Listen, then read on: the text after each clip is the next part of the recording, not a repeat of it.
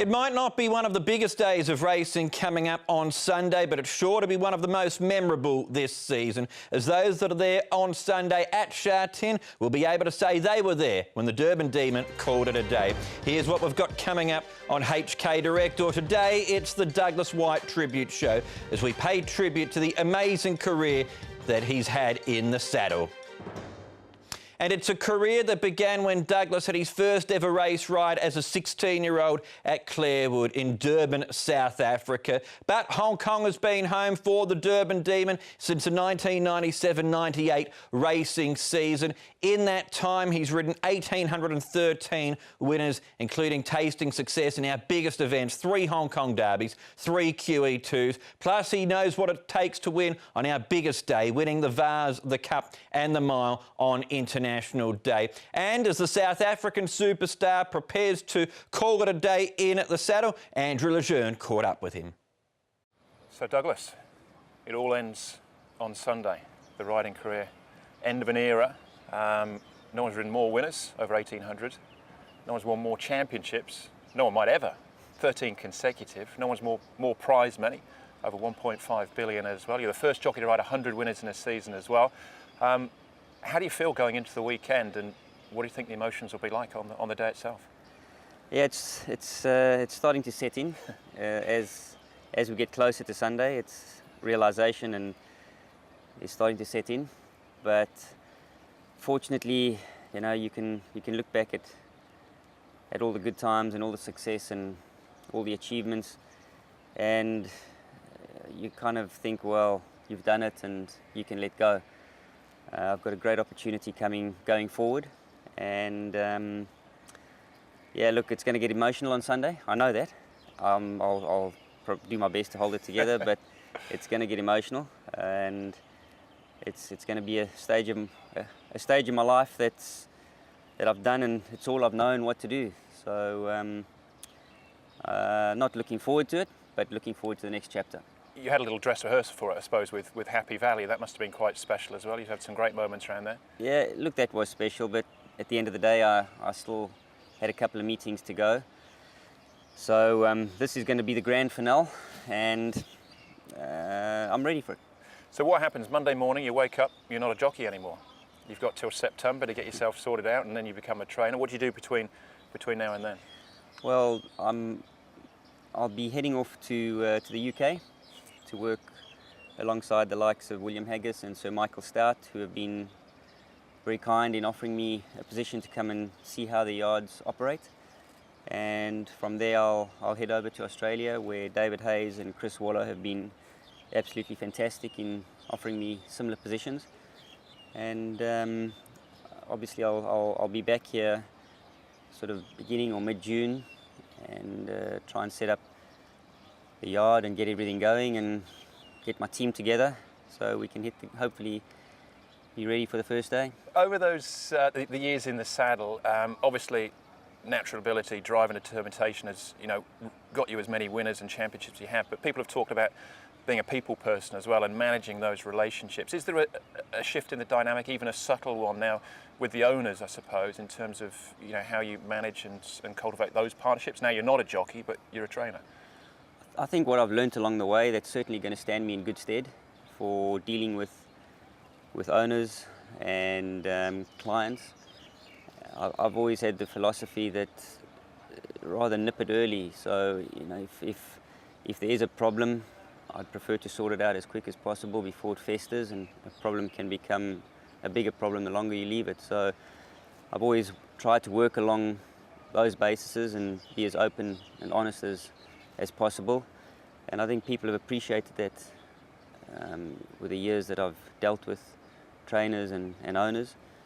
And look, it's going to be a different ball game now because I'm the boss and I've got to run a yard, and realistically they're my clients, and I'm doing a job for them now. So the ball game's changed slightly, but I think the work process and the thought process that I've had throughout my career is going to stand me in good stead. The other dynamic that changes obviously as well is the one with you and the riders as well. You've been competing, you've been, you know, racing against them tooth and nail out on the track. It now switches from you being in competition with them. You now want them on side, they're your allies. How does that work again? Do you just draw a line in the sand? You've been in a unique position, the fact that you've ridden so close to them, you know all their strengths and weaknesses if they have them, I suppose, having ridden so close up and first hand. But do you wipe the slate clean and you put everything aside, and now you're in the business of training winners, they're in the business of riding winners, and you just want the best available? I think so. I wouldn't just wipe the slate clean. I'd go into whichever horse I've got. I would think about it and try and make use of the best jockey that I think will suit that particular horse. They might not be available, and I'd then have to go to who I think would be the second best. But I mean, I think all the jockeys in Hong Kong, they're not here for a reason. I mean, they are here for a reason. They're not here because they aren't capable. So the club does their work, and whoever gets to make it in Hong Kong would make it anywhere. So realistically, I think all the jockeys here would hold their own anyway. So they've got a good bunch, and I'd be using anyone and everyone. But first and foremost would be whichever jockey I thought would suit that particular horse. Yeah, I think someone said in the past you could throw a set of colours into the weighing room. Yeah. Pretty much whoever picks it up, you know, 100%. you wouldn't be too disappointed. In terms of going forward then from here, I don't know if you set out some targets and goals when you first started riding here, but as a trainer, what are the short-term and the long-term goals and objectives that you're trying to achieve? I certainly set out goals when I was a jockey, and I think it's important. But you know, it's going to be difficult for me to set a goal my first season. I think that if I can keep happy, healthy, sound horses, present them in the best manner that I can, and I think my goal would be to run a tight ship, and my management, my staff, to be a team, get them working for me as against me, and get them wanting to work for the horse, for my yard. And I think if I can manage that, the rest should and will fall into place. Started off talking, you said it's going to be emotional on the weekend. It's hard to predict, you know, how you're going to feel, but do you think it's going to be hankies at the ready, do you think, on Sunday? I'm hoping not, but more than likely, it's, as I said earlier, it's all I've ever done, it's all I've ever known, and I've been on a horse since I was 2 years old, and you know, waking up in the mornings and riding work, some people don't enjoy it. Fortunately enough, I do, and it's been my job, and it's going to get emotional knowing that I'm not going to be waking up and competing with these guys and having input in the mornings and feedback to the trainers.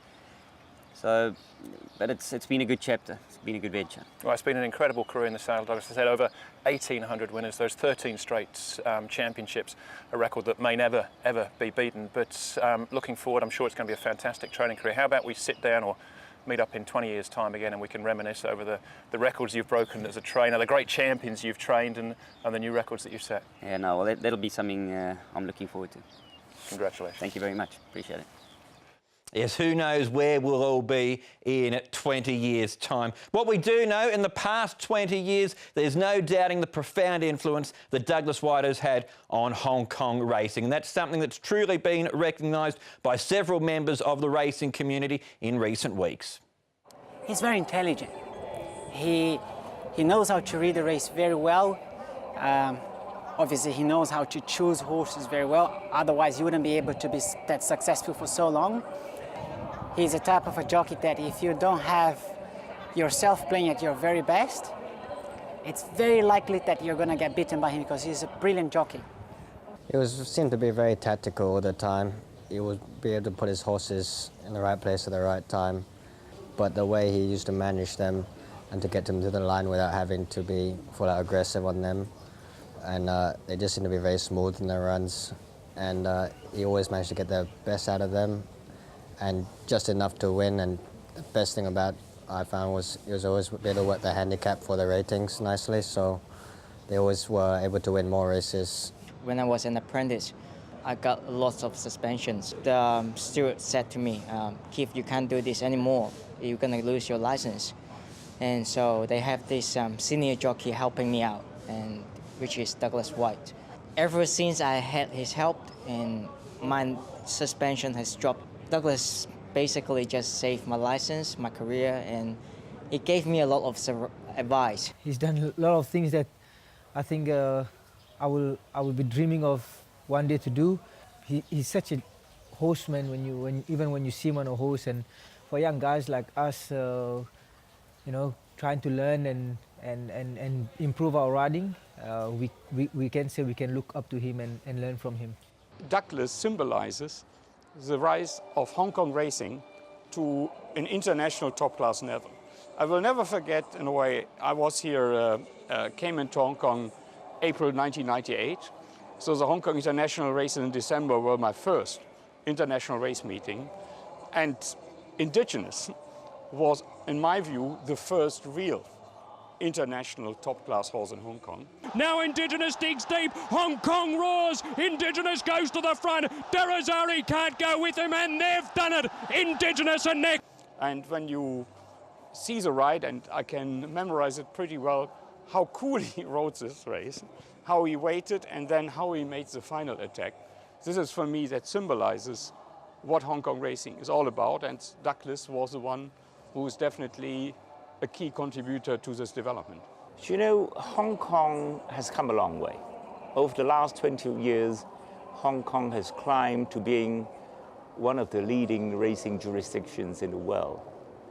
I think in the course of that, Douglas played a very significant role, and he has contributed a lot to putting Hong Kong on the map, and I think that contribution must be acknowledged.